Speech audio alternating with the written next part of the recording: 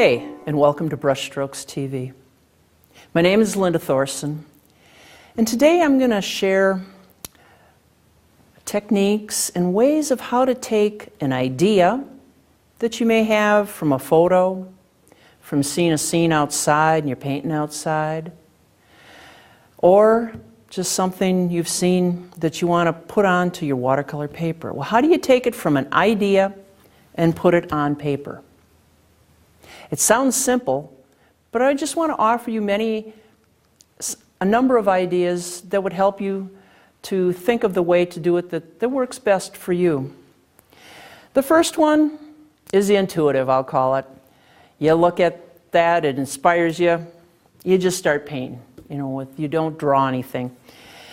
More of the techniques I'm going to describe today are how to draw it on. We start out, we have blank paper. We may have a photo, and this is a photo of lilies that I used for a painting class I was taking. And the lily, well, they last a while and you can paint from them, but when they start fading, they won't have the original colors. And I'm showing this photo because you can preserve that essence of that plant or scene or lighting, say an evening light, setting sun or something. You can preserve it by taking photos. And in the digital age nowadays, these are so easy to do. Put them on your computer and you can print them out and remember them as that essence that made you excited. Okay, you have the photo. What are you going to do with that? Well, you can look at it, take your trusty number 2 pencil, and start drawing onto your paper. And that works. Many artists do that. But you can look at this and go, well, I want more of the subtleties. You can take this and use in your computer. You can print it out. Now, this is an example of a different lily, but it still gives you the same information. It'll show you the contrast, the black and the white. And this helps you to give you an idea in your mind of what colors you may want to use and what shadowing and values you'd like to apply once you've got this drawn. And this is done either doing a photocopy of your photo, printing it out in black and white, or even to the point where some artists will take this image and just use markers on paper and start drawing it to get the light and dark. But what I'm trying to encourage you here is to think about the values in your painting before you even put it on paper. So we've got a photo, we've done our black and white. You can also, and this is one of my favorite ways, is to use what's called tracing paper. And you can draw it out using your trusty pencil.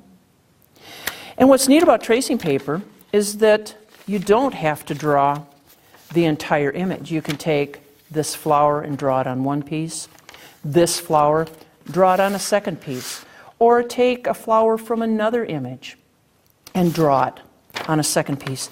Then you can take these two and move them around and go, what looks the best of these? I know I want to paint these, but is it better, do I put them this way? Do I put them side by side? And this tracing paper gives you the ability to figure out the composition before you actually put it on the paper.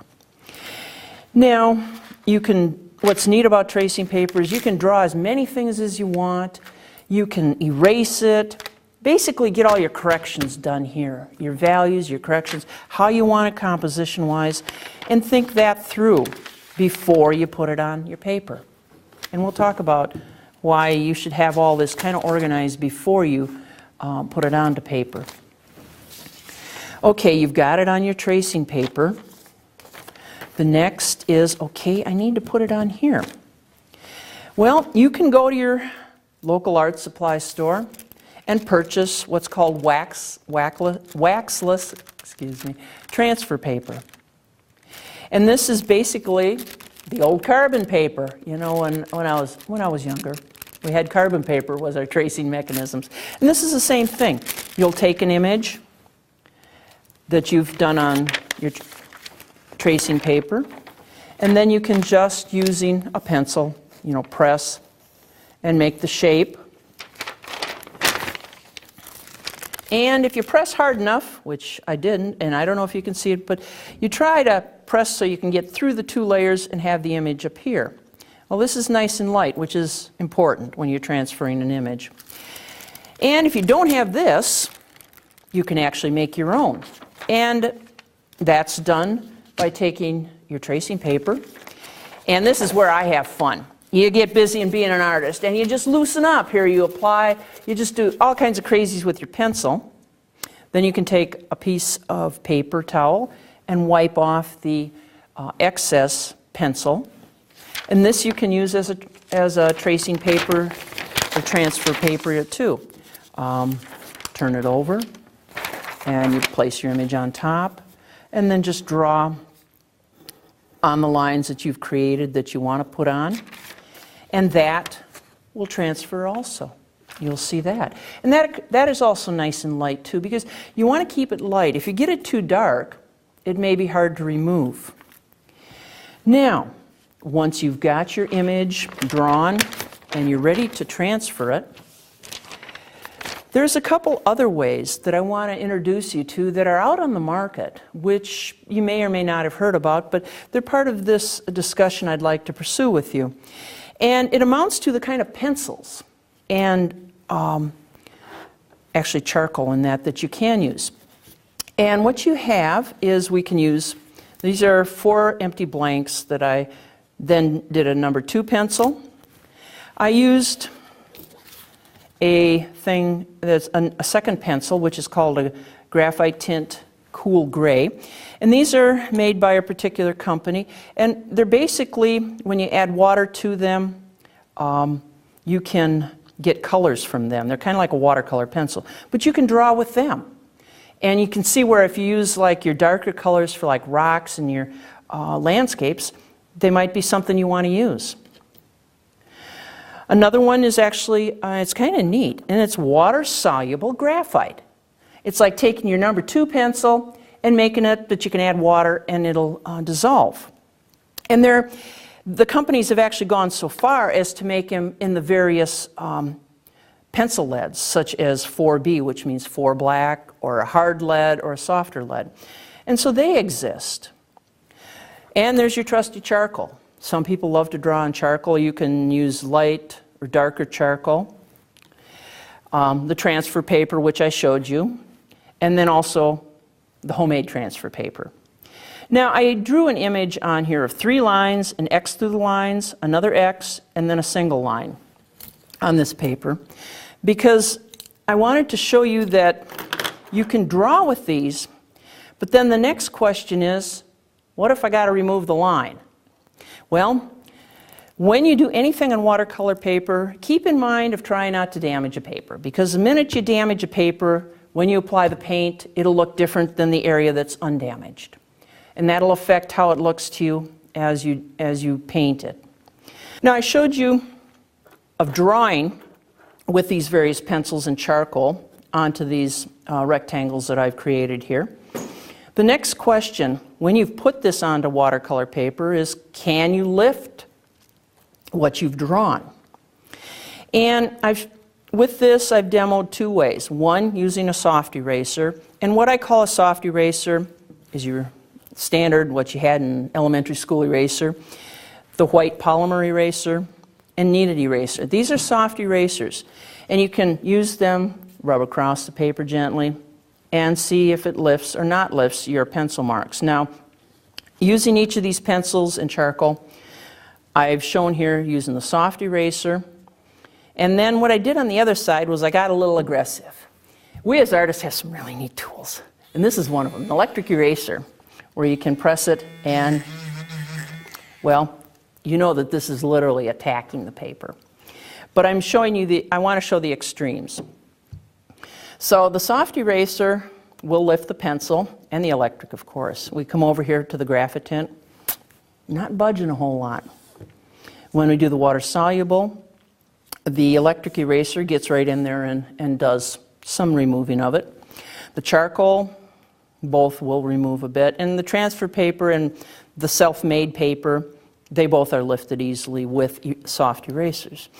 And that's important because the more you abuse the surface of your watercolor paper, you will observe a difference in that area of how the water and pigment stay on the paper there. And that's something, it's going to almost be unpredictable at times. So it's best to treat removal of pencil and any transfer images you've made gently.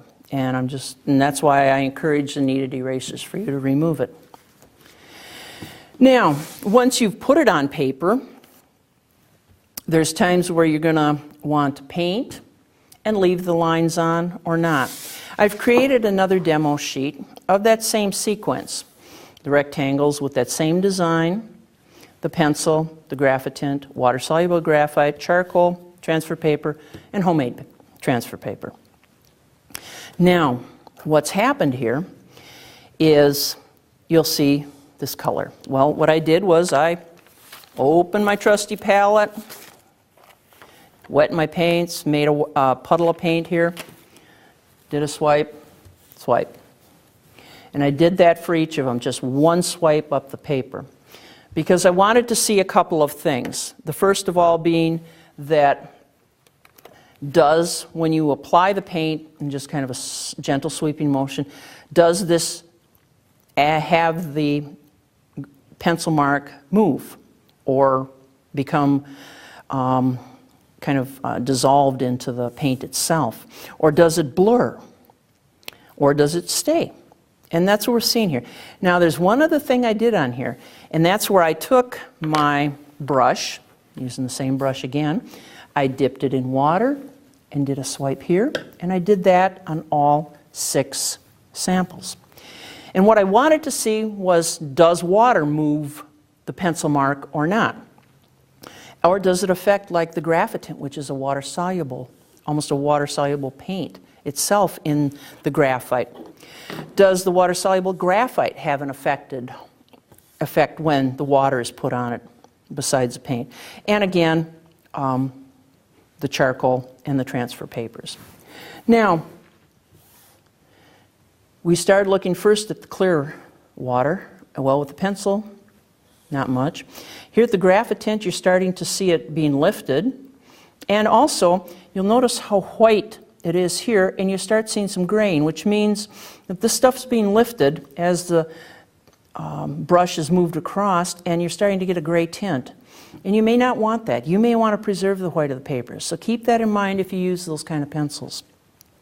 We come over here to the water-soluble graphite, and that's even more pronounced as you move it across. To be aware. Here in the charcoal, there's not, it's a little bit, but not that appreciable. Here in the transfer papers, though, you start actually seeing some of these being dissolved. And this not as much as this. And the last one is color, is when the paint is actually put over, the pencil marks. And the pencil stays. Now, this is gonna, some people like this, others will come along and try and remove it. And for some colors, you can remove it in part, but other colors, once the paint is over your pencil mark, it's gonna stay. It's for you to experiment. This one does lift a little bit. And just to be aware of that, because each color is going to be a little different in that way, as well as the paper you're using.